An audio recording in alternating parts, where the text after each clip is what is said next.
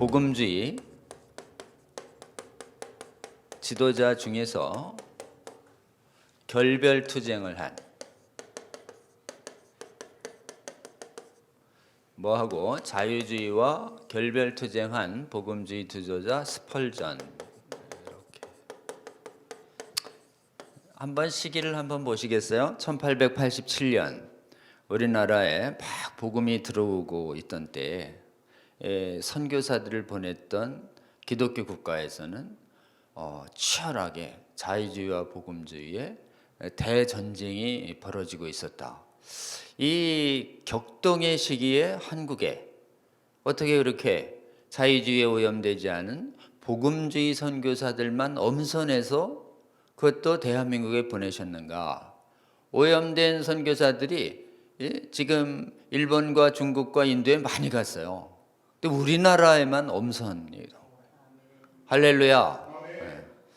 그래서 이 투쟁을 도대체 복음주의로 자유주의와 싸워서 투쟁한 역사를 계속 쫓아가 보니까 한국 역사에서도 한국의 교회사, 특히 1차 전쟁이 있었던 1930년도를 계속 살펴보고 있었죠.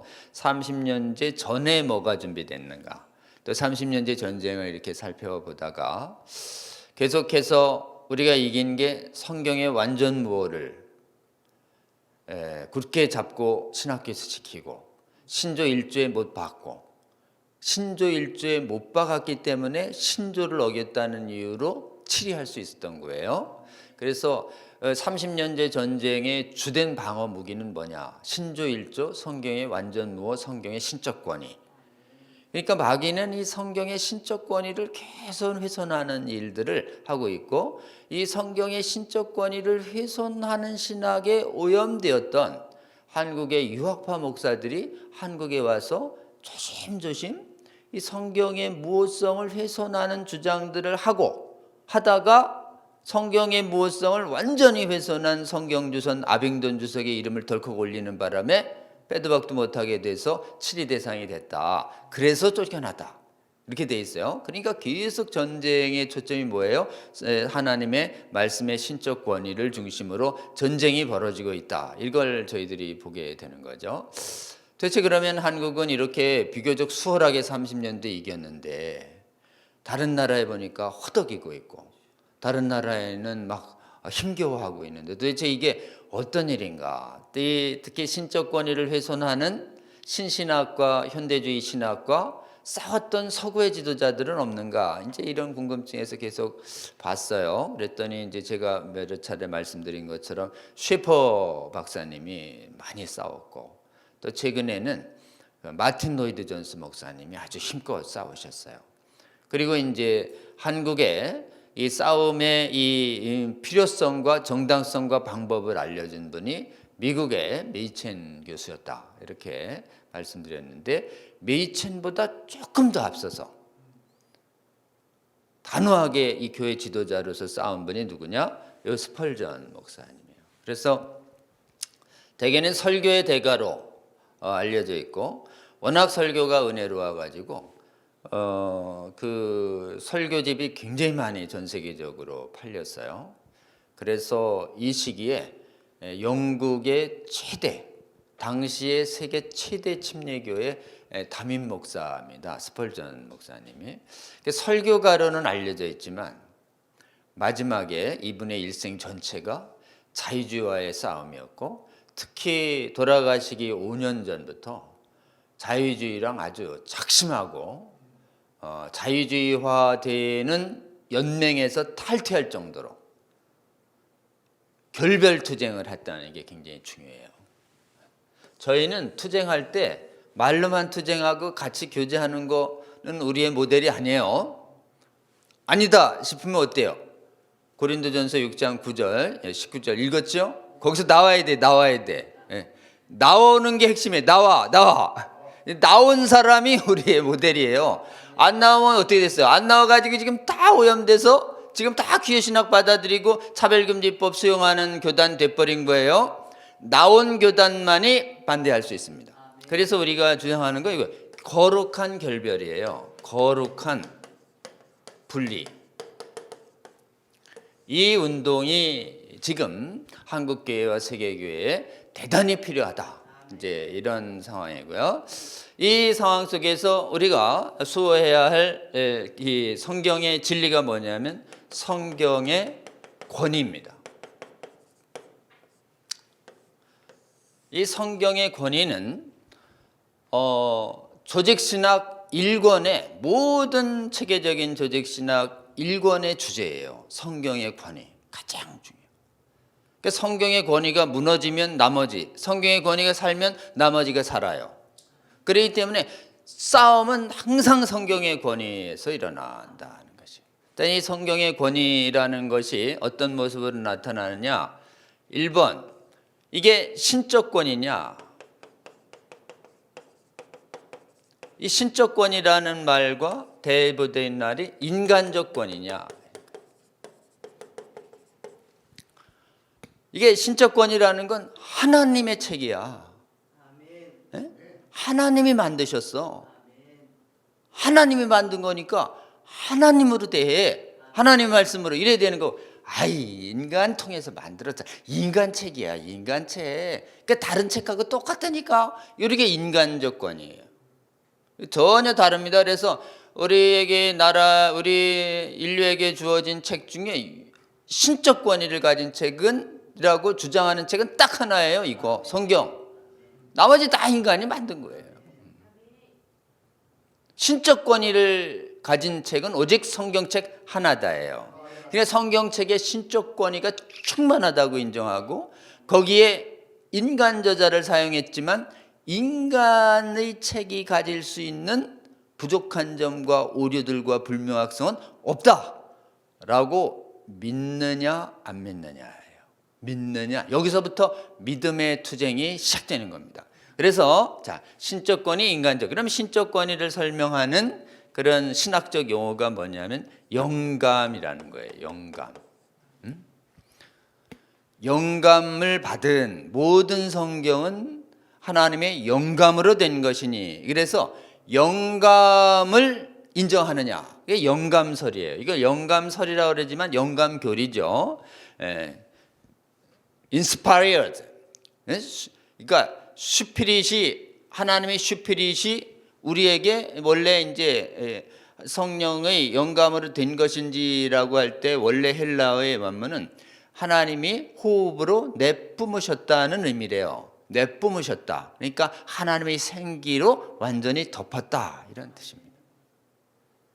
우리가 이제 영감도 있잖아요. 이렇게 왜 이렇게 영감이 안 떠올라? 그거는 그런 영감하고 이 영감은 달라요. 같은 영감이라고 해도 그거는 예술적, 오늘따라 영감이 안 떠. 그런 건 성경이 말하는 영감이 아니에요. 성경이 말하는 영감은 성령께서 오류 없도록 확 덮을 때 쓰는 말이에요.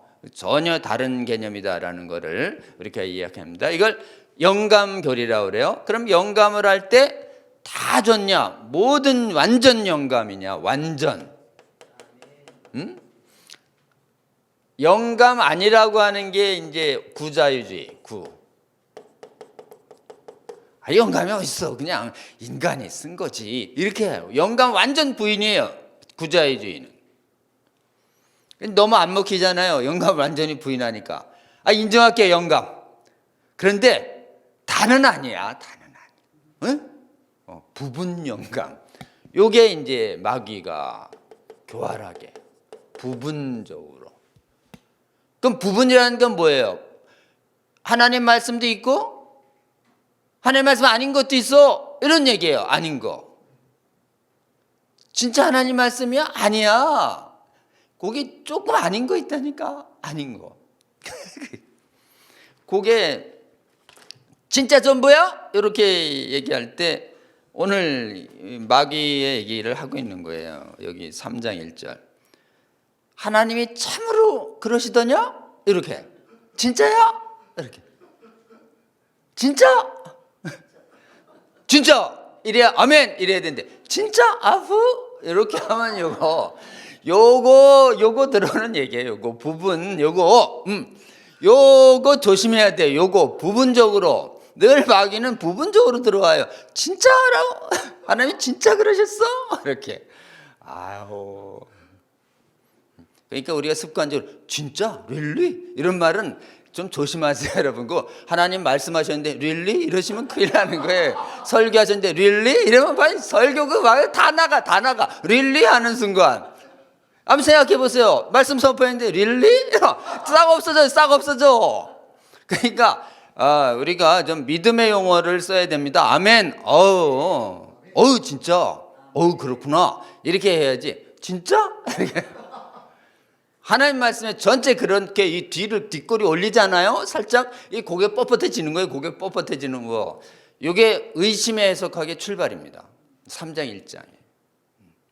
이 3장 1장이 계속 성경의 권위를 훼손시키는 용어의 원형 오리지널 버전이에요. 오리지널 버전. 참으로 이게 진짜 완전이야? 아니, 진짜 이렇게 해야 돼요. 완전 이렇게. 요건 뭐예요? 부분이니까 이렇게 의문이에요. 의문. 진짜? 이렇게. 여러분 요거 많이 쓰잖아요. 의문. 마귀한테 걸릴 가능성이 많아요. 그냥 이해되지 않을 땐 가만 계시다가 이해되면 아멘 이러고 가만히 있어야지. 그치? 이해 안 된다. 진짜요? 진짜요? 이래야 마귀 확 들어가. 그러니까 성경 말씀을 읽거나 하나님의 교리를 대할 때 이해 안 되는 게 왜 없겠어요. 이해 안 돼도 이해 되실 때까지 하나님 기다리는 맛이 좀 있어야지. really? 이렇게 되면 곤란해요, 여러분. 그건 마귀 같은 탄다니까. 자, 다시요. 굉장히 중요합니다. 완전 영감 이렇게 되는 거예요. 그 다음에 모든 글자까지 다 영감했다. 이게 축자 영감이에요.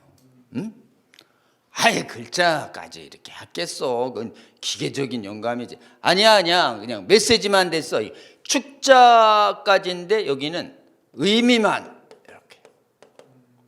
글자는 아니야. 이렇게.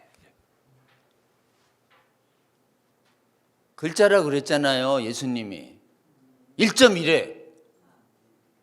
진짜? 예수님이 1.1획이래. 진짜? 이러면 안 돼. 예수님이 1.1획도 안 무너져. 이렇게 축자경감 얘기했잖아요. 그래 믿으세요. 이게 믿기 어려운 거예요. 믿기 어려워. 내가 그럼 성경을 뭐 다 봤어야지 말이지. 다 보고 믿는 거 아니에요, 여러분. 다 보고 믿는 거 아니라고 분명히 얘기했어요. 다 보고 믿는 건 합리적인 방식이에요. 오류가 입증된 게 없다. 이건 합리적 방식이고, 다 안 보고도 믿는 방법이 뭐예요? 하나님의 성품을 믿는 거예요. 하나님의 성품. 완전하신 분, 전능하신 분, 무한하신 분, 완전히 거룩하신 분, 진리이신 분이 책 썼으면 오류가 있다는 게 말이 안 되는 거예요. 그러니까 하나님의 완전한 성품을 신뢰하기 때문에 하나님이 사람을 통해서 지은 이상 오류가 없다예요. 더 정확한 믿음은 뭐냐면 하나님의 성품상 오류를 만들 수가 없다예요. 하나님은 거짓말을 하실 수 없는 분이시니 히브리서에 나와요. 여러분 이걸 믿어야 됩니다. 하나님은 거짓말을 하실 수 없는 분이에요. 그러니까 하나님의 책에 거짓말이 있어요? 없어요? 없어요. 하나님은 완전하신 분이기 때문에 오류가 없어요. 이 하나님의 성품을 뿜어내셨다. 아멘입니까? 성품으로 믿는 것이지. 그리고 그 성품을 증명하는 숱한 하나님의 말씀으로 믿는 것이지 내가 다 조사해봤어. 거짓말이에요. 조사 불가야. 조사 불가. 그리고 수많은 성경학자들이 오류라고 하는 것들을 다 조화롭게 해명해놨고 조화롭게 해명 안 된 여전히 난관이 있어요. 난해 구절이 있습니다. 난해 구절은 오류예요? 아니에요? 아니에요. 미해결 상태지 오류가 아니에요. 그러니까 우리는 성경의 완전 축자 무호 교리를 완전 모성을 뭐로 믿어요? 하나님의 성품을 전제로 믿고 성품을 전제한 수많은 성경 구절이 하나님의 성품을 증거하고 하나님의 이 성경의 놀라운 신비를 입증하고 있다. 그래서 이 40여 명이 1600년간 썼는데 어떻게 이렇게 충돌이 없냐? 이게 인간이냐? 이제 이것도 하나의 합리적인 설명이에요. 수백 개의 예언이 성취되고 있다. 장엄한 통일성을 봐라. 이게 다 합리적이에요. 그러나 여러분, 성경의 무호성을 믿는 절대적인 이유는 뭐냐? 하나님의 그 성품을 굳게 믿기 때문에, 하나님이 이건 내 책임이라 얘기한 이상 오류를 범할 수 없다라고 하는 이 지극히 당연한 하나님의 성품을 믿고 완전 무호성을 믿는 것이지, 내가 조사 다 해봤어, 그 교만이에요, 교만. 아멘입니까? 자, 이제 요거를 가지고 이제 싸운 거예요. 그래가지고 이제 요 입증에 관해서 여러분한테 제가 이제 예수님이 성경을 어떻게 봤냐, 예수님 성경관을 봐라, 축자 영감 아니냐, 그 다음에 합리적 증명을 봐라, 오류 입증 없고 여러 가지 장엄한 통일성 보고 예언이 충족되는 거 봐, 이런 책이 있어. 이제 이런 것도 한 방법이지만 실제로는 뭐예요? 전제적 증명으로 하나님의 오류와 거짓을 행하실 수 없는 하나님의 성품을 그대로 반영한 것으로 믿어야 한다. 그렇게 되면, 그렇게 보면 성경에 그 하나님의 성품을, 성경의 완전 무호를 입증하는 증거들이 차고 넘칠 것이다. 이게 전제적 증명이라고 그랬어요. 이게 가장 성경적인 방법입니다. 자, 여기까지 됐고, 여기를 하면서 말씀은 말씀이신데 섞여 있고, 그 다음에 그 말씀이 객관적으로 있는 게 아니라 갑자기 나한테 말씀하실 때만 말씀이다라는 이 신자유주의, 신정통주의, 바르트 성경관이 이게 여기로 빠진다고 그랬어요. 제한무효설로 빠진다고 그랬어요. 자, 이제 여기까지가, 근데 오늘 저는 여러분하고 또 뭘 하려고 하냐면 명확성이라는 거를, 성경은 명확한가? 성경은 불명확한가? 이거로다가 또 신학사에 한번 확 붙습니다. 이 성경이 명확하냐 불명확하냐의 논쟁에 붙을 게 종교개혁 때부터요. 성경이 명확하다라고 주장한 사람들이 루터와 칼빈이고, 성경이 그렇게 명확하지가 않아요. 잘 불명확한 데 있어요. 불명확한 거. 그 불명확한 거는 교회가 좀 보충을 해야지. 그렇게 지금 교만하게 명확하다 그러면 돼요? 이렇게 얘기한 그럴듯한 얘기한 사람이 있어요. 이 사람이 에라스무스라는 사람이에요. 그 에라스무스는 불명확을 주장하면서, 불명확을 누가 보충해야 되냐? 교회가 보충해야 된다. 교회가 뭐예요? 사람 집단 아니에요. 사람 집단이 보호해야 된다. 그래서 카톨릭의 성경관이에요. 그게 에라스무스가. 응? 이 주장을 오늘 좀 살펴보려고 그래요. 이 명확성 원칙과 불명확성 원칙. 그리고 이 명확성 원칙은 그럼 뭘 보면 명확하냐? 문자를 보면 명확하죠. 문자의 자연스러운 의미가 명확한데 뭘 그렇게 심오한 의미가 있다고 그러세요? 이제 성경 다 명확하다가 아니라 성경의 핵심 진리는 명확하다는 뜻이에요.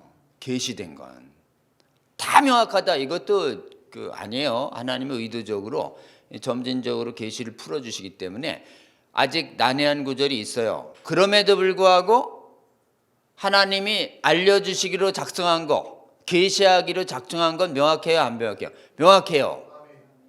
예수님이 하나님이신 게 명확 안 해요? 명확해요, 여러분. 신구약에 구절이 한두 개가 아니에요. 대속으로 십자가 보혈로 죄 씻고 믿음으로 구원받는 거 명확해요, 안 해요? 뭘 몇 번을 들어야지 명확하지 않은 거예요. 아주 귀에 딱지나게 많아요. 믿음으로 구원받는다는 게. 다시 오신다는 게 명확하지 않아요?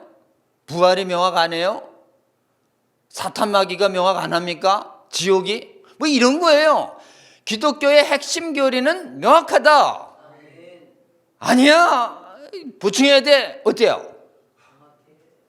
이 부분에서 논쟁이 있었던 거예요.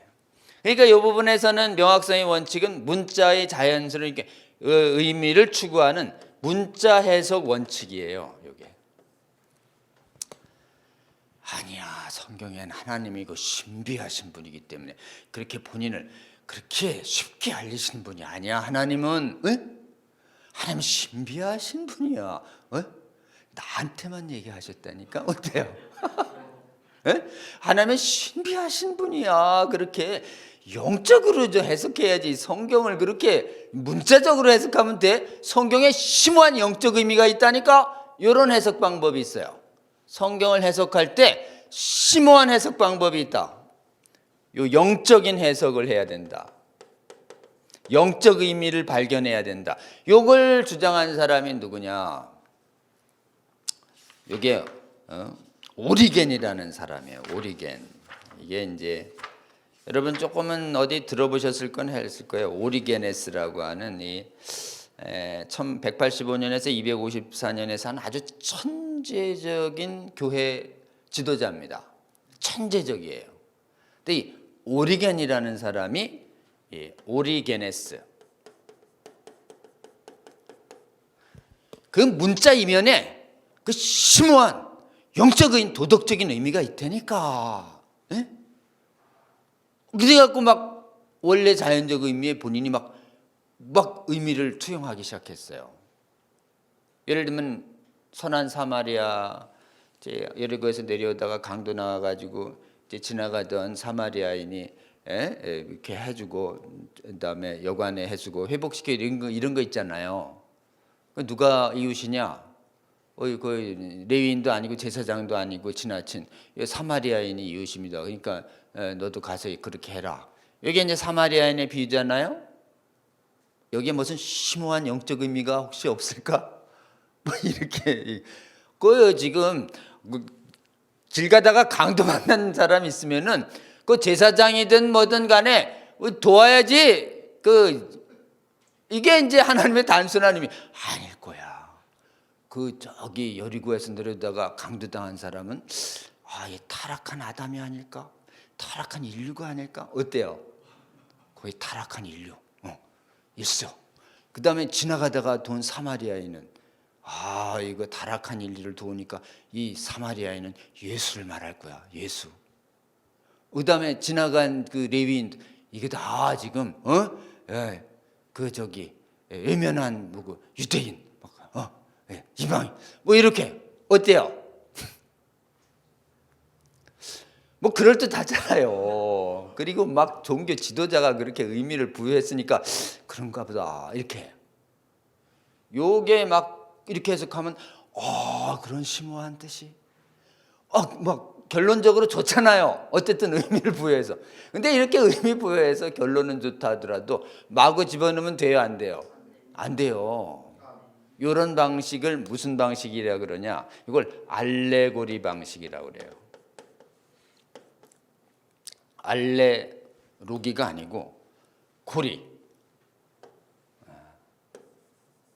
여러분 혹시 들어보셨을 거예요, 알레고리라는 방식을.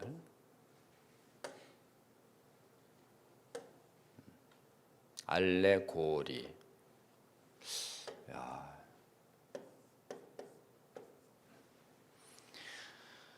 이 비유적이라는 뜻이에요. 여러분 이제 우리 알레고리라는 게 있어요. 우리 예수님도 쓴 방식이에요. 야 얘들아, 밭에 씨 뿌렸다. 그러면 씨가 이렇게 길가밭에 자라고, 그 다음에 가시밭에 자라고, 돌짝밭에 자라고, 옥토밭에 자라고, 귀 있는 자는 들을지어다. 이래 놓으니까 제자들이 벙쪄가지고 나중에 와가지고 무슨 뜻이에요? 알려줄게. 알려주잖아요. 씨 뿌리는 사람은 누구고 이렇게. 요건 예수님이 직접 알레고리를 쓰신 거예요. 그 알레고리를 할 때는 하나님이 알려주세요. 그렇게 거기서 알려주든지 다른 데 알려주든지. 그런데 알레고리 아닌 걸 자꾸 알레고리라 그러면은 어떻게 해요? 자기가 주관적으로 이거를 이 강도 만난 백성을 아담으로 볼지, 알레고리는 지금 예를 들면은 이건 나중에 어거스틴도 요거에 살짝 흔들렸다고 그래요. 이거에 도대체 강도 만난 게 아담이야, 인류야. 그 다음에 여기서 지금 여관 주인이야, 누구야? 여기 있던 포도하고 이 저기는 떡은 이건 예수 그리스도의 십자가의 피라고 막 얘기하고 이 해석하는 사람마다 중구난방이에요. 그러니까 알레고리는 이 알레고리라는 이 방식이 일반인들에 비해서 사제만이 성경을 해석할 수 있다라고 하는 걸 보여주기 위해서 카톨릭에서 아주 일반화된 해석이었어요. 이렇게 심오한 뜻이 있는데 성경 그 자체를 알려준다고 민중들이 알 것 같아? 사제가 필요해 안 필요해? 필요하지. 이렇게 된 거예요. 필요 없어요. 그냥 문자 그대로 읽으면 되는데. 에? 이게 종교개혁이에요. 내가 특별하게 하나님한테 특별한 비밀을 알고 왔다니까. 어때요? 하나님은 알려주실 비밀은 다 예수님 통해서 풀어냈어요. 나만이 비밀 받았다. 이거 영지주의예요. 영지주의. 이런 데에 지금 사단이 틈탄 거예요. 그래서 이런 방식을 요 알레고리 방식이라고 그래요. 그런 다음에 이제 두 번째 읽을 때 요 방식은 하나님의 말씀이니까 저자 중에서도 인간 저자보다도 누구 저자를 해요? 성령과 하나님의 의도를 중심으로 읽어요. 읽을 때. 네? 근데 요 읽는 건 어떻게 읽는 거냐?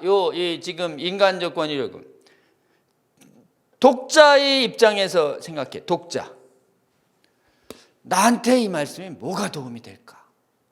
내가 지금 힘들어 죽겠는데 어떤 말씀이 나에게 도움이 될까?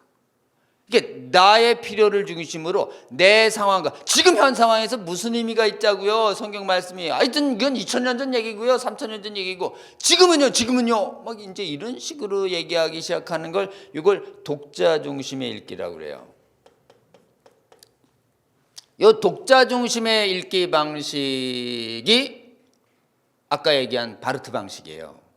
읽다가 갑자기 가슴을 치고 들어왔다. 그럼 안 치고 들어온 건 하나님 말씀 아니에요. 말이 돼? 그러니까 사람들이 할 때 읽다가요 어떤 게 여러분의 가슴을 훅 파고드는지 잘 봐요. 훅 파고들었어요? 그것만 잡으세요.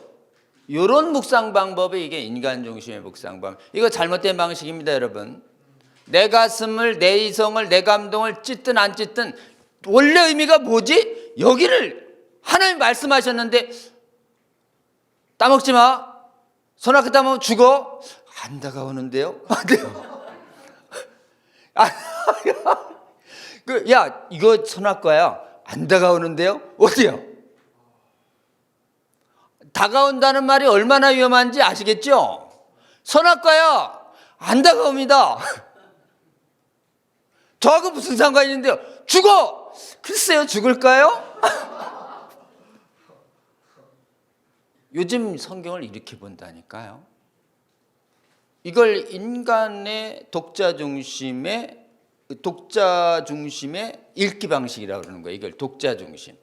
그래서 요런 방식 있잖아요. 신적 권위, 명확성, 저자한성.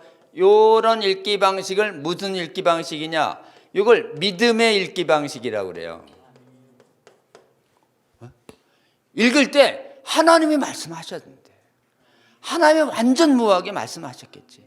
하나님의 뜻이 무슨 하나님의 뜻에 맞춰서 읽어야지. 이걸 믿음의 방식이라고 그래요. 이런 방식을 뭐라 그래? 인간의 권위, 불명확성, 알레고리 이런 방식을 이거를 의심의 읽기 방식이라고 그래요. 이걸 의심의 해석학이라고 그러는 거예요. 의심의 해석학. 이 의심의 해석학의 뿌리가 뭐예요? 창세기 3장 1절. 참으로? 이렇게. 진짜?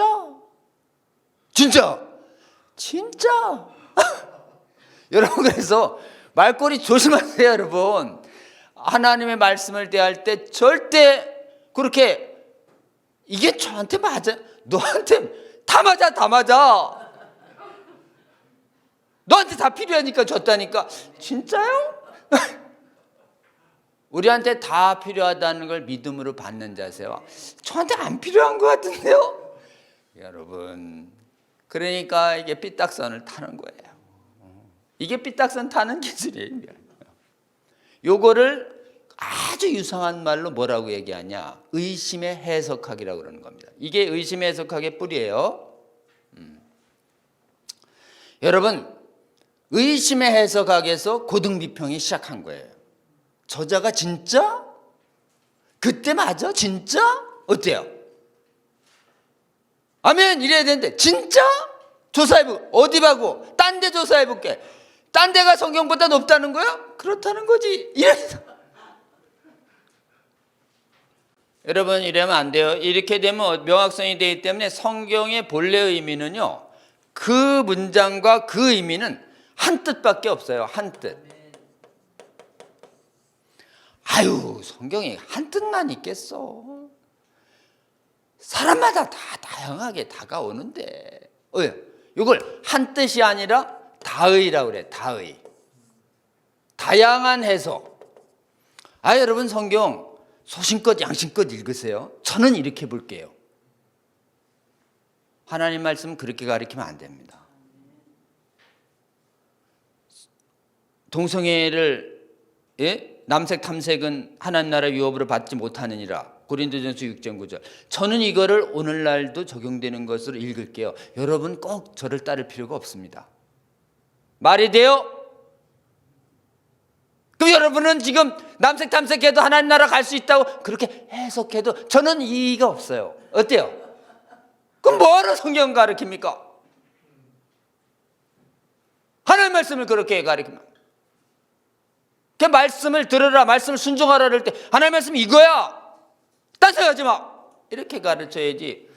저는 이렇게 생각하고요. 여러분은 여러분대로 생각하세요. 저는 뭐 각자 양심의 자유가 있으니까. 양심의 자유가 그런 양심의 자유가 아니에요, 여러분.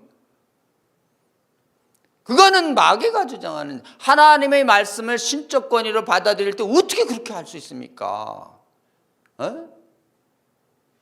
선을 악으로, 악을 선이다 하는 자 화 있을진저. 말씀은 분명해요. 그러니까 말씀이 분명하다는 뜻은 뭐냐면 한 뜻이라는 거예요. 한 뜻. 하나의 뜻이 원칙이에요.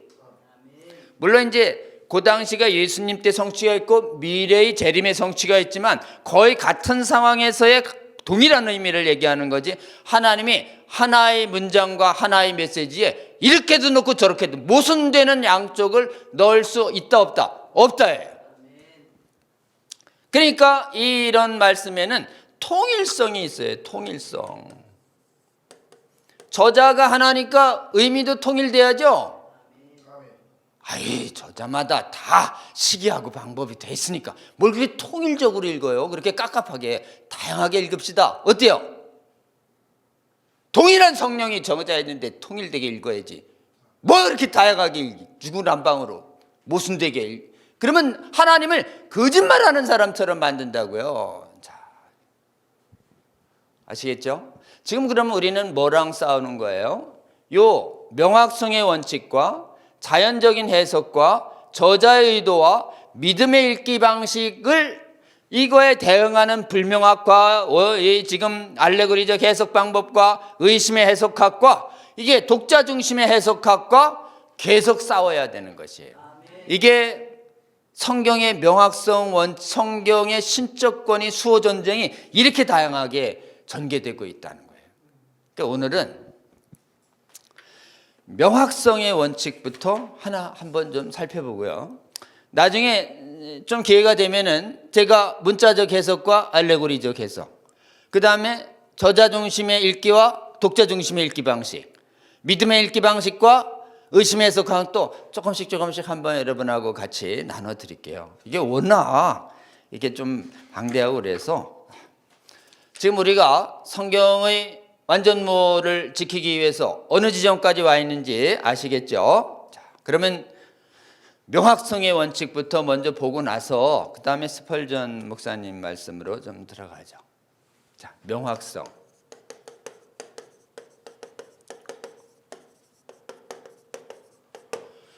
성경이 명확하냐에 대해서 루터와 칼빈은 성경은 확실하고 단순하고 이해하기 쉽다. 자, 루터의 말을 보세요. 성경은 단순하다.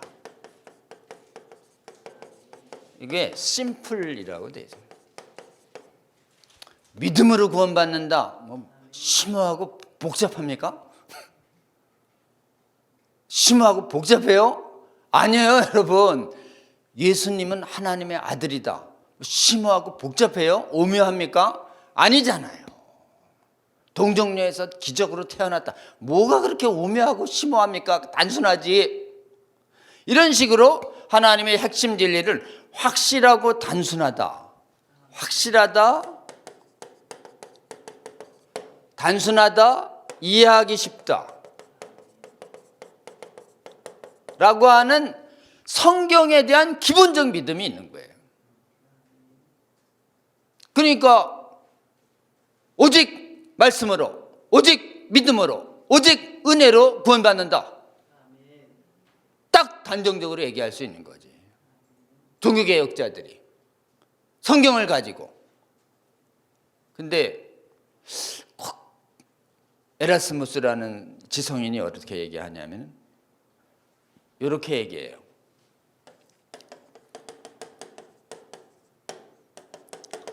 개인적으로 지금 성경 얘기하고 있는데 갑자기 보세요. 나는 개인적으로요 단정적인 거 싫어해요.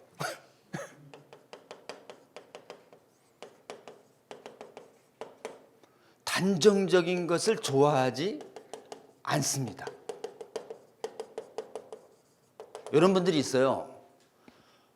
예면 예, 노면 노, 분명하게. 그렇게 어떻게 세상 만사를 단정적으로. 전 신중한 게 좋아요. 벌써 이렇게 약간 교양 있어 보이잖아요. 당신 얘기가 아니고 하나님 말씀이요. 하나님 말씀이 분명한 자인데 나는 단정적인 걸 좋아하지 않습니다.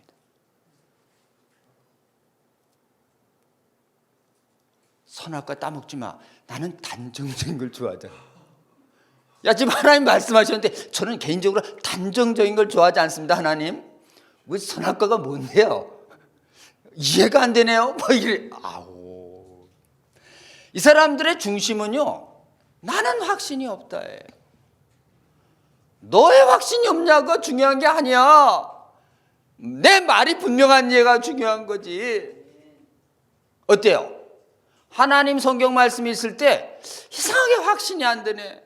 당신 문제예요. 말씀이 분명한 게 아니고. 에? 이렇게 되면 에라스무스한테 빠지는 거예요.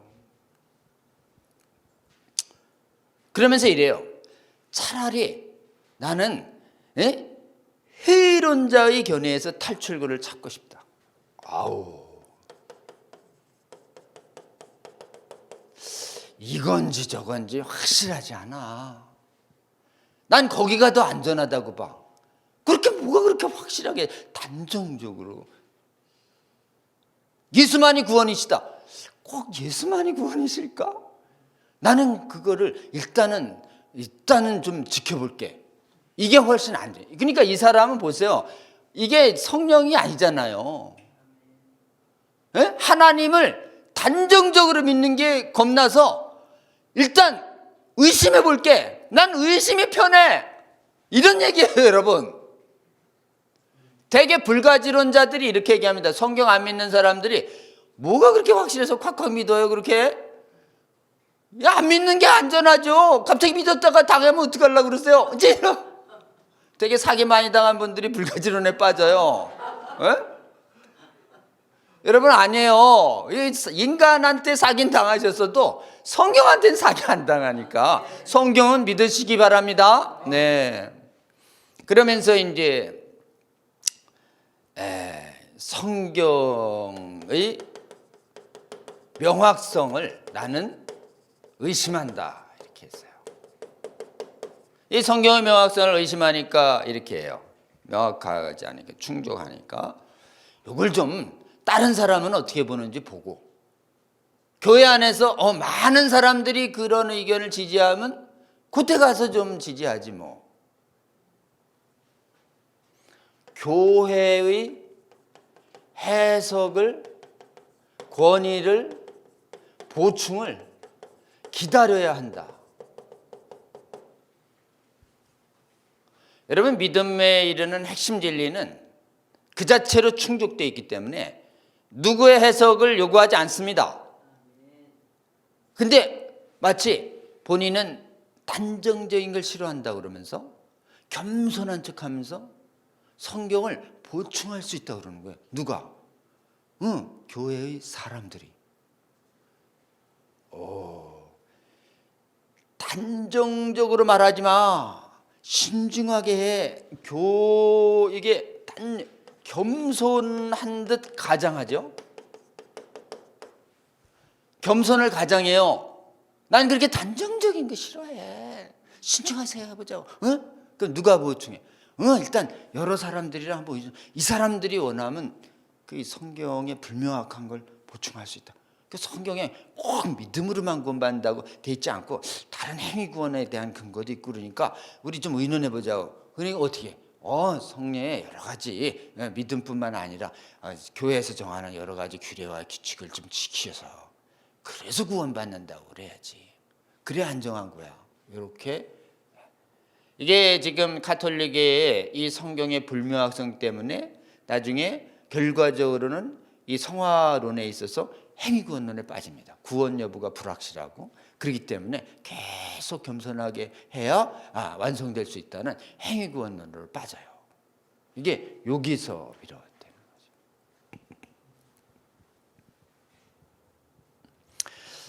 그러면서 사실은 겸손을 가장하면서 여기 교회의 보충을 기다려라. 여기에서 본인들이 하나님의 말씀을 보충할 수 있다는 교만에 빠지는 거예요.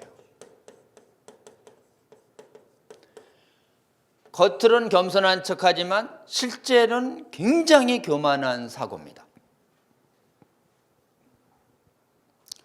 그러니까 이제 종교개혁자인 루터는 이렇게 얘기했어요. 단정적인 주장을 싫어하는 건 교회의 전통이 아니다. 교회는 단정적이었다. 이렇게.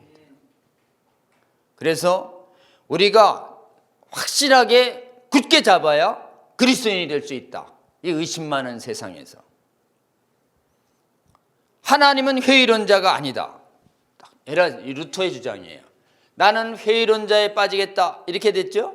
근데 이 사람은 어떻게 됐냐면 하나님은 의심하는 분이 아니다예요. 그러니 하나님은 어떻게 해요? 성경에 분명히 말했다예요. 하나님이 분명히 말하실 수 있다는 것을 믿어야 한다. 분명하게 말해놓지도 않고 너 왜 했니? 물으실 분이 아니라는 거예요. 선악과 이거 선악과야. 이거 따먹으면 안 돼. 분명히 얘기했지. 도대체 선악과가 뭐예요? 어디 있는 거예요? 그 따먹지 말라는 게 무슨 의미인가요? 하나님의 말씀이 전부 다 의심스러워요. 이렇게 하기 시작하면 어떻게 죄를 물을 수 있어요? 마귀는 그렇다는 거예요. 그렇기 때문에 지금 하나님께서는 성경 자체는 확실하게 명확하게 이해하기 쉬운 물로 제공한다는 이런 믿음이 있었어요. 물론 이제 루터도 난해하거나 불가해한 쉽게 해석되지 않은 부분이 있다는 건 인정합니다. 인정하지만 기독교의 계시된 부분, 확실히 계시된 부분에게 있어서는 하나님은 분명하게 얘기하셨다라고 하는 것을 우리 만약 이거를 불분명하다고 생각하는 건 루터의 주장이에요. 불분명하다고 얘기하는 순간 성경 말씀을 믿지 못하게 한다. 여러분 명확하지 않아 이러면 믿음이 가요? 잠깐 이렇게 되는 거예요. 하나님 확실한 말씀 그래도 믿을까 말까인데 말씀인지 여부가 불명하지 않다니까 왜? 딱 물러나는 거예요. 불명확하다는 말은요 실제로는 의심해 이런 말이에요. 그렇기 때문에 위험한 말이라는 거예요. 믿지 못하게 방해하고 성경에 혹시 결함 있는 거 아니야? 오류가 있다는 것처럼 보이게 하고 세상의 철학, 인간의 생각을 교회에 침투하게 만드는 사탄의 술책이다. 와, 정확하죠? 명확하지 않다는 것은 사탄 거라는 거예요. 참으로? 진짜야? 명확해? 창세기 3장의 1장에 말한 참으로, 이 말을 현대어 버전으로 명확해? 명확해? 명확해! 이렇게. 그러고 보면 참 우리 하나님의 말씀은 이 배에서 나오는 자신감이 있고, 마귀의 말은 배에 힘을 쭉 빼고 요 모가지에서만 이런 견해가 있어요. 그러니까 여러분 조심하세요. 하나님의 성령은 배에서 나오리라. 성령의 생수가 배에서 나오리라지 목구멍 끝단에서 나오리라 없잖아요. 그러니까 확신 갖고 얘기하라는 뜻 같아요. 제가 보기에는. 조심하시는 저와 여러분 되시길 주의 이름으로 권면합니다. 그래서 성경이 불분명하면 희망이 없어요. 하나님은 말씀을 분명히 이해시켜야 하나님 구원하시려고 그러는데, 하나님 구원하려고 그러면 분명하게 이해시켜서 구해시키지, 아예 하나님을 이런 말인지 저런 말인지 애매모호하게 해놓고서 구원을 할 수가 없다는 뜻이에요. 칼빈도 동일하게 얘기합니다. 하나님 나라의 숭고한 신비들은 대부분 소박하고 겸손한 말. 이건 루터의 말이고요. 그 다음에 소박한, 영어로는 해석을 mean이라고 했더라고요. mean, 아주 낮은 말, 이해하기 쉬운 말로 썼다는 거예요. 여러분, 그리스 로마 사람들이 어려운 말 써요. 그래서 학자들이 어려운 용어를 만드는 거예요. 근데 하나님의 말씀은 어때요? 쉬워요. 그래서 사실은 하나님 말씀은 학자들이 쓴 글이 아니에요. 그냥 시장의 언어로 쓴 거예요. 그러니까 일반인들이 이해할 수 있게. 그러니까 하나님 말씀 전할 때 막 학문적으로, 이제 아까 우리 이사원 교수님 말한 조직신학적인 이런 용어로 정리는 할 수는 있어도, 원래 사실 하나님 말씀은 성경 말씀에 나온 자연스러운 용어 그대로, 신약 성경도 그게 고급 헬라어가 아니라는 거예요. 시장통 헬라어라는 거예요. 시장통 헬라어. 시장통 헬라어를 갖다가 고급직으로다가 해석하려고 그러니까 오류가 발생했다라고 하는 거예요. 그러니까 하나님의 성품을 알면 하나님의 말씀을 쉬운 말로, 스펄전이 대히트를 친 게 뭔지 아십니까? 말씀을 아주 쉽게, 더 이상 명료하기 어렵게 아주 그냥 심플하고 쉽게 풀어졌다는 거예요. 심오한 진리라서 뭔가 이게 아니에요. 스펄전의 말씀을 들으면 그냥 분명해져요. 가려진 게 없이 선명하게 얘기해. 이게 원래 하나님의 성품이라는 거예요. 그러니까 칼빈은 하나님의 말씀은 저 하늘나라의 숭고한 신비들이 대부분 소박하고 겸손한 말로, 겸손, 이거에 롤리, 아주 낮은 용어로 쓰여졌다. 세련되지 않았다. 그리고 웅변수를 쓰지 않았다. 웅변수는요, 헬라 애들이 쓴 말이에요. 웅변, 수사, 알레고리 막 이런 게 아니고, 하나님의 말씀은 세련되지도 않고 세련도 안 됐대. 이게 지금 제가 여기 하는 말이 전부 기독교 강요에 나오는 성경관이에요. 기독교 강요 1권에 8장 171면에 나옵니다. 단순한 정도의 소박성, 거의 단순한 정도의 소박성은 뭐라고 썼냐면, 이게 세련되지 않는다는 건 uncultivated, 다듬어지지 않았다. 그대로, 문장 그대로 봐. 너무 다듬은 말로 안에 심오한 뜻 숨기는 분 아니야, 이런 뜻이고, 그 다음에 거의 단순한 정도의 소박, almost rude simplicity. 이게 무슨 뜻이냐면, 서양의 교양이 있는 사람들은 직설적으로 얘기하기보다 이렇게 돌려서 우회적으로 빙빙빙 돌리는 게 교양이라고 생각한 거예요. 그러니까 스트레이트로 얘기하면 rude, 무리하다고 생각. 근데 여기 almost rude simplicity, 그냥 무리하다고. 똥실에, 그럼 똥실에 돼 있잖아요. 너희들 아이들 살 먹을 거야. 하나님 말씀에 어떻게 이런 말을 할 정도로 그냥 스트레이트로, 똥칠한다는 말 성경에 많이 나옵니다. 거룩하신 하나님 앞에 너희들이 오염됐다라고 하는 말을 할 때 그래야 한단 말이에요. 너 똥 먹어. 아 제발 좀 안 먹게 하지 마. 그래서 말똥으로 바꿔주시잖아요. 예? 에스겔 인분 먹을 뻔했잖아요. 예? 그게 지금 하나님의 말씀은 보죠. Almost rude simplicity. 종교개혁자들의 성경관입니다. 기교가 필요 없다는 미묘하고 억지스러운 것이 아니라 평이하고 자연스럽다. 평이 자연.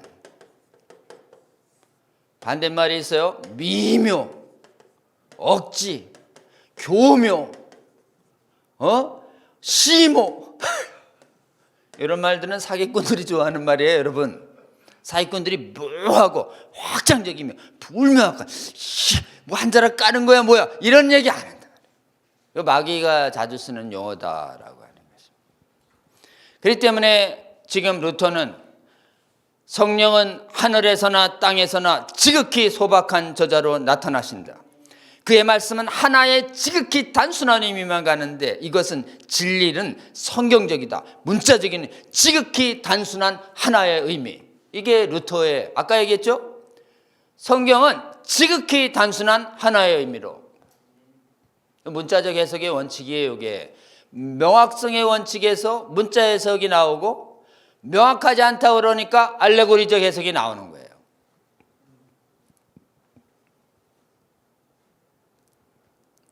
그리고 이제 성경에 보면은 이게 문자로 이해되는 건 일단 문자로 보고 성경 자체에서 문자로 해석하면 이해가 안 되는 게 있어요. 그거는 비유와 상징으로 풀어야 되고 비유와 상징은 또 그 자체에서 명확하지 않으면 다른 데에서 또 풀어주게 돼 있어요. 다시요. 그 자체에서 비유가 명확하지 않으면 명확한 다른 곳을 가지고 이 부분이 다른 곳과 이곳이 동일한 사건이냐 동일한 진리를 내세우냐를 가지고 명확한 다른 곳을 가지고 이 불명확한 해석하는 걸 이걸 유추라고 그래요. 유비. 그래서 성경은 성경으로 푼다. 성경은 성경적 진리로 푼다. 이거를 성경 유비라고 그래요. 여기 불명확한 게 있어요. 근데 더 명확한 다른 곳이 있어요. 근데 여기하고 여기하고 다루는 게 같아요. 그걸 같으니까 동일한 의미로 보는 거. 이걸 어넬러지라고 그래서 유추 유비라고 그래요. 여러분 많이 봤을 거예요. 목사님들이. 여기서 이렇잖아요. 이 다른 책에 여긴 이거를 동일한 의미를 이렇게 해석해 놓으셨기 때문에 여기도 동일한 의미입니다. 이렇게 해석하는 거예요. 니고데모가 왔어요. 네가 하늘나라 가려면은 물과 성령으로 거듭나야 하느니라. 이렇게 이제 예수님이 물과 성령으로 거듭나야 하느니라. 이건 뭐예요? 상징이죠? 상징 아니에요? 그러니까 상징인데 거듭나야 하느니라 이랬더니 거듭나야 가느니라 이랬더니 거듭나야로 맨 처음엔 거듭나야 이러니까 아니 내가 어떻게 다시 태어나요? 엄마 뱃속으로 어떻게 들어가요? 다시 태어난다는 것을 비유적으로 말씀하셨는데 니고데모는 문자적으로 받은 거예요. 어떻게 뱃속? 너는 유대교 선생이라고 돼갖고 그것도 모르느냐? 이제 핀잔 한번 두세요. 여러분 니고데모는 유대의 대학자입니다. 여기는 저 갈릴리 촌청년이에요. 밤에 찾아왔어요. 겸손하게 구하니까 그것도 몰라? 너는 유대 선생이 되었고 그것도 모르냐? 이렇게 예수님한테 핀잔 듣는 건 복이에요 아니에요? 복이에요 여러분. 응? 뭐 알려주려고 그렇게 핀잔 준 거죠. 그러면서 물과 성령으로 거듭나야 된다. 도대체 물과 성령 그래 나중에 우리는 성령으로 거듭난다는 의미를 알아요. 왜냐하면 성령께서 우리의 영을 새롭게 하시는 오염을 씻어내시고 새롭게 의로운 영으로 다시 거듭나게 하시는 거 이걸 중생이라고 그러는데 이 중생은 믿음으로 받는 거예요. 중생의 순간이 느껴지는 게 아닙니다. 느껴집니까? 느끼는 분도 있어요. 가끔 예민한 분도. 그러나 거의 못 느껴요. 중생은. 네?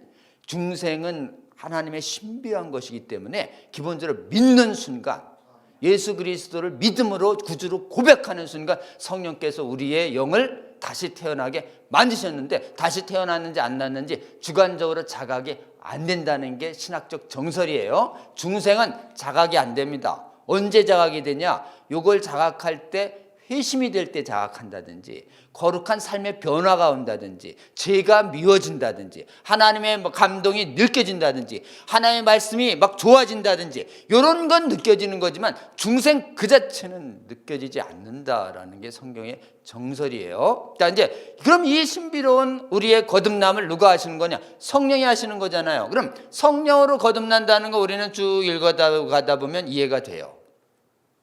물과 거듭난다는 건 뭐예요? 물로 어떻게 거듭나?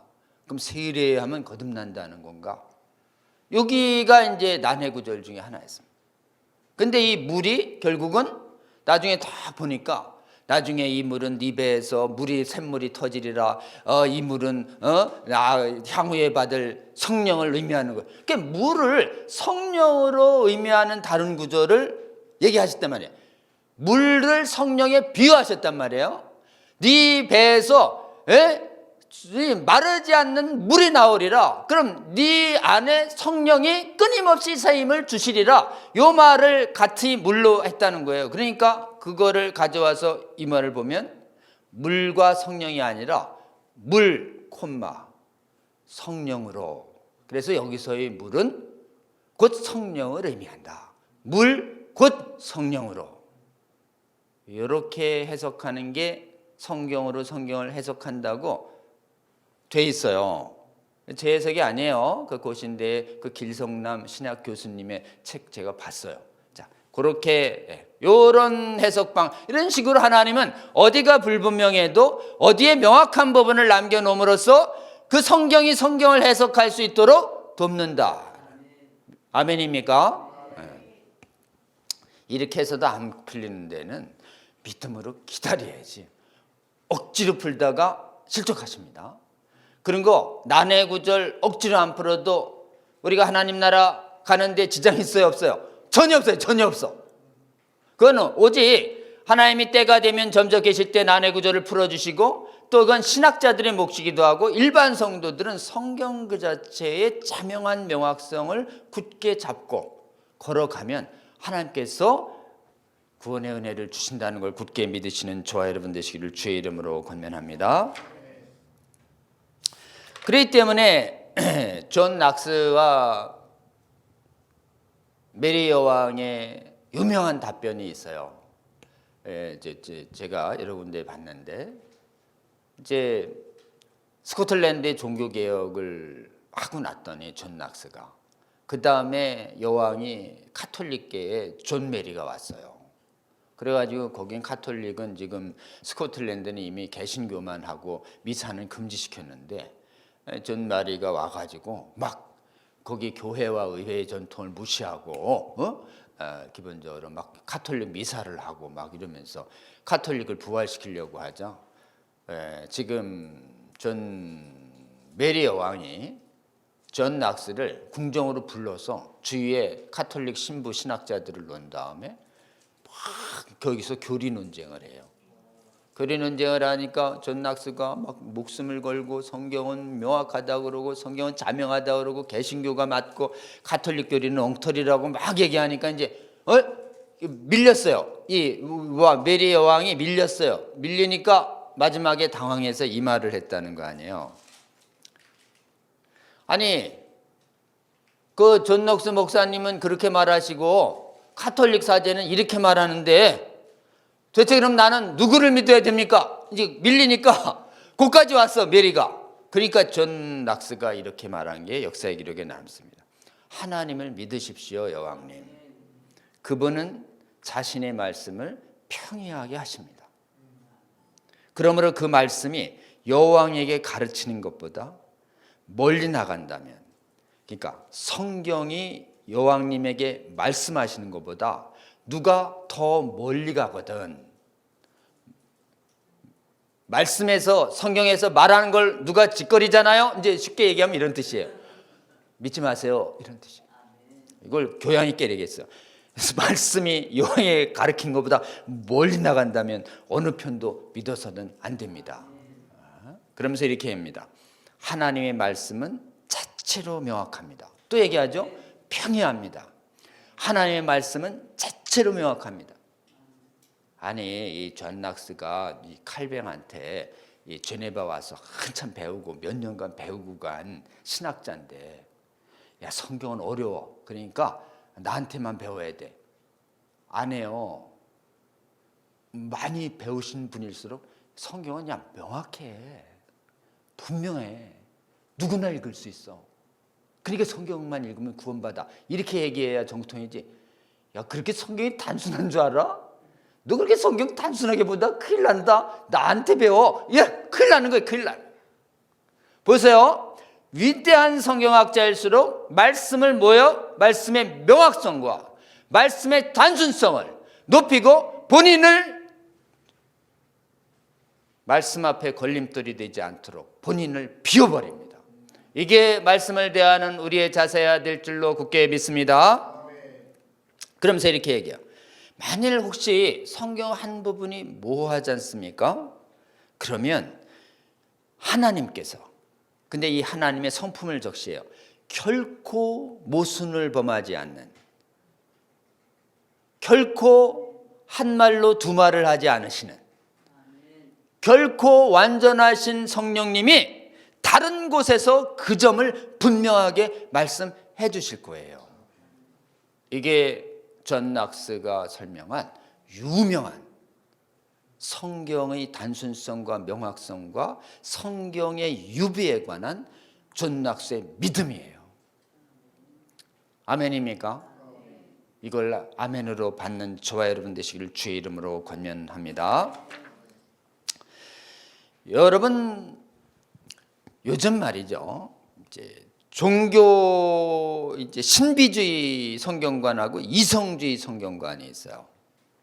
신비주의 성경관은 은밀한 계시를 보통 사람 못 주는 걸 나한테만 하나님이 직접 비밀을 줬어. 요거 다 영지주의적 영성이에요.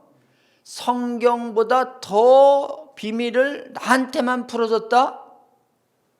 마귀가 하는 얘기예요, 여러분. 성경 그 자체로 명확하다고 증언해야 하지. 아, 성경을 풀어줬는데 정확한 뜻을, 원래 있던 뜻을 저렇게 풀어주니까 더 명확해지네, 이래야 되지. 성경에 그런 의미가 있었어? 몰랐는데? 야, 신비롭다. 이건 곤란한 겁니다, 여러분.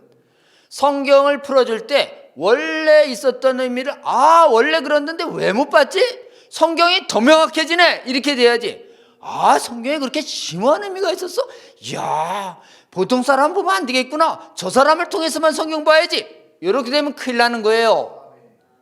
이러면 영지주의적 영성 되는 겁니다. 성경 교사한테 매이는 거예요. 좋은 성경 교사는 성경을 선생님으로 내세우고 본인은 뒤로 빠져야 돼요. 성경이면 충분하다니까요. 이게 명확성의 원칙에 충족성의 원칙이라는 게 있어요. 충분하다.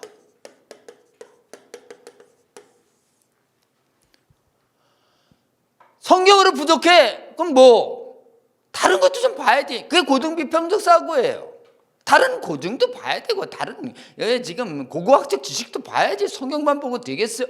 큰일 날 소리. 다른 건 참고하되 제가 보기엔 성경 그 자체로 기본으로 충분하다.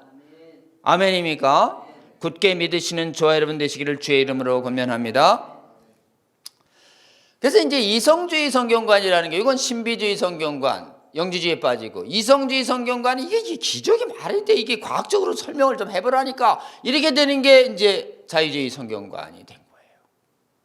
그리 이성적으로 이해가 안 된다고? 지옥 빼내면 돼요, 안 돼요? 안 돼요. 도대체 지옥이 이해가 안 된다고 그러면서 빼신 분이 송구합니다만 스토트 목사님 빼내셨다 그랬잖아요. 그러면 안 돼요. 여러분, 이성적으로 이해 안 돼도 기본적으로 하나님이 말씀하셨으니 진리라고 굳게 믿으시는 저와 여러분 되시기를 주의 이름으로 권면합니다. 그래서 이 명확성의 원칙을 두 가지가 빼요. 하나가 개인적인 경험, 개인 경험으로 신비로 빼고, 또 하나가 이성으로 빼는데 뭐를 빼요? 개인의 이성으로. 다 뭐를 빼요? 인간의 경험으로 빼고 인간의 이성으로 빼는 거예요.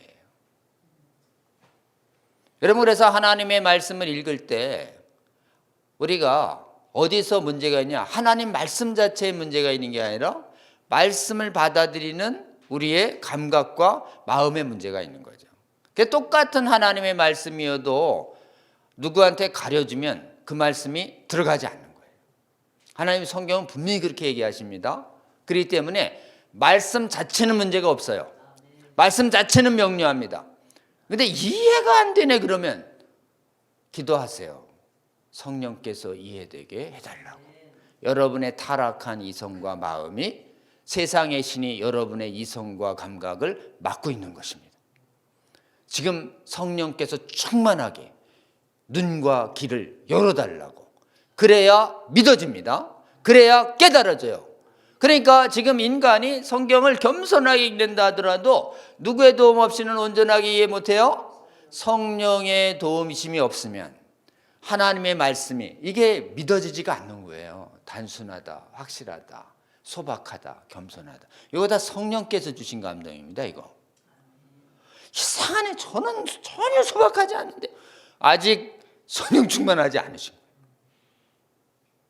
명확한데 명료하지가 않은데 자꾸 명료한 거에 끌리고 받아들여서 구원받을 생각은 안 하고 이상하게 이해 안 돼가지고 명료한 건 제끼고 이해 안 되는 것만 잡고 있는 사람들이 있어요. 그럼 구원 못 받아요. 난 이해되는 것만 믿는다니까. 성경에 이해 안 되는 것도 있는데 어떻게 하시려고 그렇게 자꾸 이해되는 것만 믿으시. 이해해 주신 것만으로 믿게 해 주십시오. 이해 안 한 거는, 이해 못한 건 이해될 때까지 기다리게 해 주십시오. 이 기도가 필요한 거지. 이해 안 되니까 전 다 믿을라요. 큰일 날 소리입니다. 그쪽 길로 가지 마세요, 여러분. 자, 우리는 이 성경의 명확성에 관한 이 양쪽의 주장을 좀 팽팽하게 봤죠. 근데 여러분, 성경의 명확성은 여러분이 성경 다 보고서 단순하다, 확실하다, 소박하다, 겸손하다, 우리가 루터하고 켈빈이 이렇게 얘기했으니까 우리는 믿어진다, 이럴 겁니까? 여러분, 성경의 명확성에 대한 확신을 뭐로 할 거예요? 내가 다 읽어봤는데 명확하더라고. 이게 경험론적 확신이에요. 여러분, 성경의 명확성은 부분적으로 읽어보면 명확한 부분이 있지만 이해 안 되는 부분도 있습니다. 자, 이해 안 되는 부분이 있음에도 불구하고 명확하다라고 우리가 믿음의 고백은 왜 하나요? 똑같이 가야 됩니다. 하나님의 성품에 대한 신뢰 때문에 명확하다고 믿어야 합니다. 아멘입니까? 하나님이 뭐예요? 하나님은 완전하신 분이세요. 하나님은 전능하신 분이세요. 하나님은 사랑이 많으신 분이세요. 하나님의 빛이세요. 어둠이 없어요. 그림자도 없어요. 하나님은 명확하신 분이에요. 하나님 명확하신 데다가 구원을 위해서 우리를 구원하시고자 하신 선하신 분이에요. 자, 말씀으로 구원하시고자 하시는 분이, 빛이신 그분이, 전능하신 그분이 말씀을 이해하기 쉽게 평이하게 할 수 있었다 없었다? 충분히 이해하시죠. 그리고 그렇게 하시는 것이 그분의 성품에 맞는 거예요. 아멘입니까? 그분의 성품에 대한 신뢰를 가지고 이 명확성과 충족성, 뭐를 신뢰해요? 그분의 완전성과 그분의 전능성과 그분의 거룩성과 그분의 선하심과 그분의 은혜 충만하심을 믿을 때 우리에게 이해하기 어려운 얘기를 하실 분이 아니다 라는 이 성품적 신뢰를 가지고 성경의 신구약을 보면 구원에 필요한 말씀은 차고 넘치게 명확하고 단순 평이하게 수없이 우리가 도대체 잊을래야 잊을 수 없을 정도로 귀에 딱지가 나도록 반복하신 분이에요. 아멘입니까? 그 성품을 가지고 명확성과 충족성을 굳게 잡으시는 저와 여러분 되시기를 주의 이름으로 권면합니다. 명확성과 충족성을 굳게 잡는 게 그게 뭐예요? 그게 성경의 신적 권위를 굳게 잡는 거예요. 하나님 말씀인 줄 알겠는데 하여튼 이해가 안 되더라고. 그게 아주 교묘한 방법이에요. 아예 말씀이 아니다라는 방식보다 더 교묘하게 신적 권위를 훼손하는 방식이고 하나님의 성품을 허는 마귀의 방식이에요. 그게 뭐예요? 창세기 1장 3장 1절이에요. 참으로 그런 뜻이야? 진짜야? 그렇게 명확해? 꼭 그런 뜻이어야 돼? 이런 쓰레기 같은 의심의 용어를 전부 성령의 단호한 결정으로 거부하고 몰아내고 씻어내는 저와 여러분 되시기를 주의 이름으로 권면합니다. 이것이 명확성의 원칙에 분명하게 쓰는 것이고, 이것이 믿음의 성경 읽기 방식이고, 이게 의심의 해석학을 단호히 거절하는 방식이라는 걸 굳게 믿으시는 저와 여러분 되시기를 주의 이름으로 권면합니다. 그래서 예레미야 9장 24절 한번 읽어보죠. 이 하나님이 분명하게 우리에게 쓰실 수밖에 없을 정도로 본인의 성품을 계시하신 부분이 있어요. 예레미야 9장 24절. 찾으셨으면 한번 읽습니다. 저는 이 말을 참 좋아합니다. 왜냐하면 제가 자랑하는 걸 본성적으로 좀 좋아하거든요. 근데 전부 자랑을 못하게 하면 어떻게 해? 근데 하나님이 자랑을 하나 하라고 그랬어요. 자랑을, 이건 자랑해도 돼, 이거. 그걸 보세요. 예레미야 9장 24절. 찾으셨으면 같이, 찾으셨으면 23장 24절 두 개 한번 읽어보겠습니다. 23절부터 24절 읽겠습니다. 시작. 여호와께서 이와 같이 말씀하시되 지혜로운 자는 그의 지혜를 자랑하지 말라. 용사는 그의 용망을 자랑하지 말라. 부자는 그의 부함을 자랑하지 말라.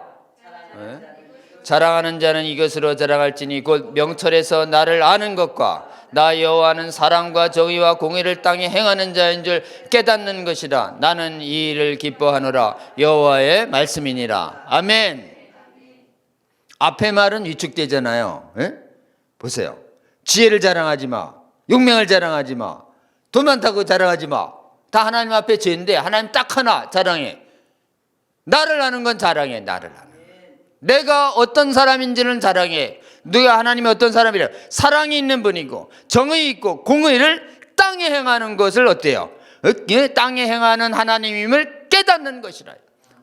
하나님이 정의와 공의와 사랑을 행하려면 말씀을 평이하고 쉽게 알아듣도록 알려줘야 돼요, 안 알려줘야 하시는 거예요. 하나님 알게 하려면 분명하게 알려주셔야지. 그렇게 모호하게 얘기하면 어떻게 자랑을 해요? 이렇게 되는 거예요. 자, 우리 그래서 여러분 성경의 명확성을 얘기하는 건 뭘 자랑하는 거예요? 하나님을 자랑하는 겁니다. 예레미야 이 말씀을 믿음으로 순종하는 행위인 것을 굳게 믿으시는 저와 여러분 되시기를 주의 이름으로 권면합니다. 하나님의 말씀이 명확하다는 말은 성경에 하나님의 말씀은 빛이다는 말이 굉장히 많아요. 하나님의 말씀은 빛이다. 19장 8절 하나님의 잠언 베드로후서 다 있어요. 하나님의 말씀은 기본적으로는 순결하고 확실하고 완전하고 정결하고 진실되고 의롭고 다 이제 저기 아까 봤죠. 우둔한 자를 이렇게 해서 제가 눈을 밝게 하고 이런 말들이 전부 며칠 전에 살펴본 시편에서도 나와 있는 것입니다. 자, 그럴 때 우리가 말씀에 관한 명확하게 명료성의 원칙을 또 지지해주는 아주 유명한 말씀이 있어요. 성경에 분명한 부분도 있고 불분명한 부분도 있는데 그렇게 전부 분명하다고만 뿌득뿌득 우긴다고 해서 성경이 다 분명하게 되는 건 아니잖아요. 이런 주장이 있어요. 맞긴 맞죠. 그럴 때 우리는 뭘 대답해야 되냐면 신명기 29장입니다. 신명기 29장 29절을 여러분 꼭 기억하세요. 성경에는 잘 풀어지지 않는 부분이 분명히 존재합니다. 근데 분명히 풀어진 부분과 분명히 풀어지지 않은 부분에 대해서 우리 하나님이 말씀하셨어요. 자, 신명기 29장 29절 찾았으면 같이 읽습니다. 시작. 감추어진 일은 우리 하나님 여호와께 속하였거니와 나타난 일은 영원히 우리와 우리 자손에게 속하였나니 이는 우리에게 이 율법의 모든 말씀을 행하게 하심이라. 아멘. 하나님이 감춘 거는 알려고 하지 마. 뭘 감췄어요? 언제 오시나요? 감췄어요. 그거 감춘 얘기는 그거 지금 넘보려고 그러지 마. 그래서 하나님이 성경에 불명확하게 한 부분이 많아요. 여러분, 악은 어디서 시작했나요? 천사부터 시작했는데 천사는 도대체 왜 악을 허락하신 설명 없어요. 이 세상에 이렇게 수많은 고난들은 무슨 이유인가요? 설명 없습니다. 없어요. 그런 것까지 자꾸 하려고 하면 변신론이 돼. 그건 욥기처럼 우리가 창조의 신비를 모르듯이 세상사의 모든 일들을 다 모릅니다. 우리는. 그러니까 모르게 하신 일은 뭐예요? 감추어진 일은 하나님한테 가면 그때 알려주시고, 감추어진 일은 알려고 하지 마라. 그런데 나타내신 일은요, 누구에게 속했대요? 영원히 우리와 우리 자손에게 분명히 알려졌다. 왜? 그 말씀을 지키게 하려므로. 여러분, 말씀을 지키게 하려면 어떻게 되느냐? 분명히 해야 되는 거예요. 이거 굉장히 중요한 말씀이에요. 이 말씀의 명확성 원칙이라는 게요, 혹시 법률학을, 형법학을 배운 분한테는 아주 유명한 기본 원리가 있습니다. 그건 뭐냐면, 범죄를 정해서 처벌을 하려면 뭐가 범죄인지를 분명하게 알려주세요. 불명확하게 하면 사람들이 불안하고 해석 적용자의 자의에 노출돼서 인권이 침해돼요. 모든 형법은 분명해야 됩니다. 이런 원칙이 있어요. 이 원칙을 뭐냐? 이게 구성요건, 범죄의 구성요건 명확성의 원칙이라고 그래요. 여러분, 이 범죄의 구성요건 명확성 원칙이 어디서 나온 건지 아세요? 여기서 나온 거예요. 말씀의 명확성의 원칙. 지키게 하려면 명확하게 알아요. 그게 어디서 나오냐? 신명기 29장 29절에서 나온 거예요. 지키게 하려니까 명확하게 하시지, 명확하게 안 해놓고 지키라고 그러면 안 되는 거예요. 무슨 뜻인지 아시겠죠? 그렇기 때문에 우리는 하나님의 말씀이 명확하다는 걸 그분의 성품과 그 명확하게 계시했다라고 하는 이 성경 말씀을 근거로 명확하다는 것을 굳게 잡으시는 저와 여러분 되시기를 주의 이름으로 권면합니다. 명확성을 부정하잖아요. 이제 자유주의가 이 명확성을 부정합니다. 성경이 불분명하대요. 명확성을 부인하는 순간 뭐가 되냐? 해석이 불가능해요. 명확성이 불명확할수록 인간이 성경의 권위를 보충하게 될 가능성이 있습니다. 인간의 교만이 들어와요. 그래서 명확성의 원칙을 버리면 어떻게 되는가? 모든 사람이 성경을 가르칠 수 있다는 만인제사장설이, 만인복음 전도자설이 깨져요. 성경이 명확하기 때문에 신학교에서 훈련 받으시든 아니면 성도든 말씀을 전할 수 있어요, 없어요? 말씀을 전할 수 있다는 걸 굳게 믿으셔야 합니다. 여러분, 말씀을 전하는 사람은 체계적으로 훈련받은 교역자만 전하는 게 아니죠. 모든 말씀을 받은 자는 말씀을 전해야 돼요. 좀 이따 스펄전의 회심 얘기할 텐데요, 그 위대한 스펄전을 회심시킨 사람이 누군지 아세요? 교육받은 목사님이 아니에요. 좀 이따 말씀드리지만 어느 감리교회 10명 남짓 되는 작은 교회 그 집사 한 분이 눈보라 쳐가지고 담임 목사님 안 오시는 바람에 어쩔 수 없이 강단에 올라가서 그 10분 설교했는데 그 10분 설교에 스펄전이 팍 회심한 거예요. 할렐루야. 하나님은 그냥 막 학자들을 쓰는 게 아니에요. 제가 경험적으로 확신컨대 우리 하나님은 믿음이 있으면 학식이 있든 없든 다 쓰세요. 믿음이 없잖아요? 학위가 줄줄이 자유주의 신학자 안 써요. 예? 오직 믿음이 있고 하나님을 신뢰하는 자 그 누구도 말씀을 전하는 자가 되어야 합니다. 예. 그렇기 때문에 명확하기 때문에 누구든지 말씀 전할 수 있어. 이렇게 되는 거예요. 두 번째는요, 이 명확성의 원칙을 훼손하면서 성경을 그렇게 단순하게 전하면 안 돼. 다 고등적으로, 신학적으로, 인문적인 지식이 있어야 된다니까. 이 고등비평설이요, 명확성의 원칙을 훼손하는 거예요.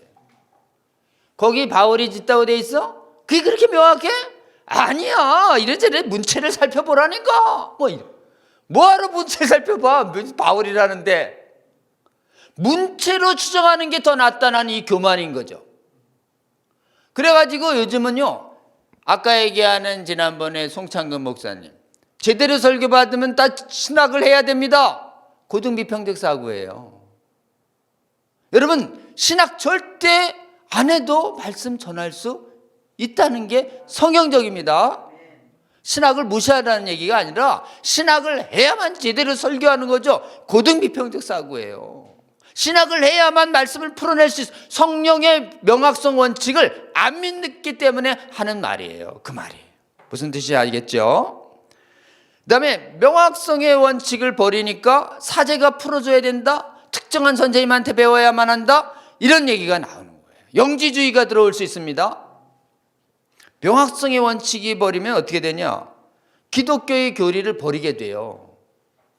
아이, 거기 남색 탐색이 꼭 그런 것 같아? 아니야. 당시에 그 돈 받고서 하는 애들일 뿐이야. 응? 돈 받고서 한다는 거 성경적 다른 역사적 근거가 있다니까. 아, 그런가? 이렇게 되는 거예요. 명확한데도 불구하고 명확하지 않다면서 막 뒤트는 거 있잖아요. 이렇게 되면 성경의 핵심 교리가 무너집니다. 명확성의 원칙을 깨면 핵심 교리가 무너져요. 명확성의 원칙을 깨면 만인제사장론이 깨져요. 명확성의 원칙이 깨지면 고등비평이 들어옵니다. 명확성의 원칙이 빼지면 어떻게 되냐? 성경의 권위가 하나님이 말씀하신 게 아니고 인간이 보충해야 된다 그러면서 인간이 성경의 권위를 깨버려요. 명확성의 원칙이 깨버리면 성경의 완전무효가 무너집니다. 명확성의 원칙을 버리면 그분의 완전함과 전능함과 선하심과 지혜가 훼손됩니다. 무슨 말씀인지 알겠죠? 그래서 모든 신학적 타당성이 깨지기 때문에 명확성의 원칙을 훼손하는 마귀의 말이 창세기 3장 1절이에요. 참으로 그래요? 3장 1장을 반복하지 않으시는, 단호히 거절하시는 저와 여러분 되시기를 주의 이름으로 권면합니다.